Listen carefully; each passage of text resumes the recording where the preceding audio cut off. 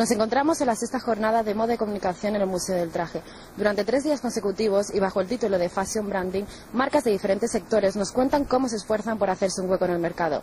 Hoy nos acompaña una de las grandes firmas americanas, Urban Outfitters, que demuestra cómo la moda puede convertirse en un estilo de vida. Urban Outfitters es una gran compañía americana que opera con 5 marcas de retail. Nacida en 1970 en Filadelfia, cuenta con más de 140 tiendas entre Estados Unidos, Canadá y algunos países europeos. Su esencia es la individualidad. Pretende que el cliente escoja sus prendas por su calidad y diseño. How will you define the fashion target market in US? For Urban Outfitters as a brand, it's generally an 18 to 25-year-old male or female who loves music. And that's really who we think our customer is. Three people's a little bit older, probably about 28, and it's a girl who loves to travel and is very much of an individual. And for Anthropologie, it's usually about a 35-year-old woman who's married, has a boyfriend, has kids. We spend a lot of time talking about who our customer is and what she likes.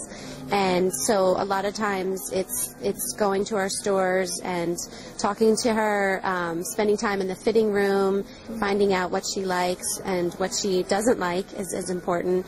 And now with the internet, we can do a lot.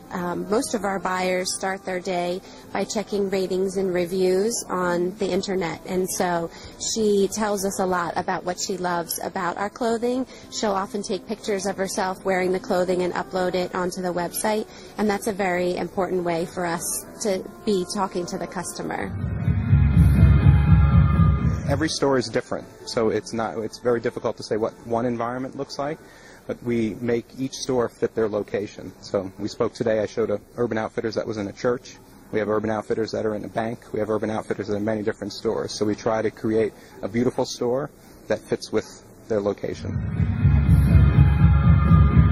Brands with designers' name, like I think that Adolfo Dominguez, even though it's very far, the way you dress in Adolfo Dominguez from Anthropologie, but it must be like a competitor because of the age of the consumer. Also, you know, the budget, I think. Yeah, and the way that she lives, you know, the way of life that she used to, you know, have. What kind of advice will you give to the Spanish brands that want to expand their brand in US? That's a good question. I think it's like any fashion brand, you need to be different, and I think that's the most important thing. So regardless of geography, it's finding out who your customer is, and two, how you're different than the other brands that he or she may like, and then focus on that. It's very, very important to know who your customer is and to know and not to think that you can change just because you want to or you have an idea. I mean, you really need to take your cues from the customer, and then you would be successful. I mean, that's what we try to do all the time, and if we ever take our eyes off the customer, that's when we would fail. I definitely think that at some point our customer who travels to the U.S. and visits us there, and now in the U.K., comes back and then asks about us. So it's only a matter of time.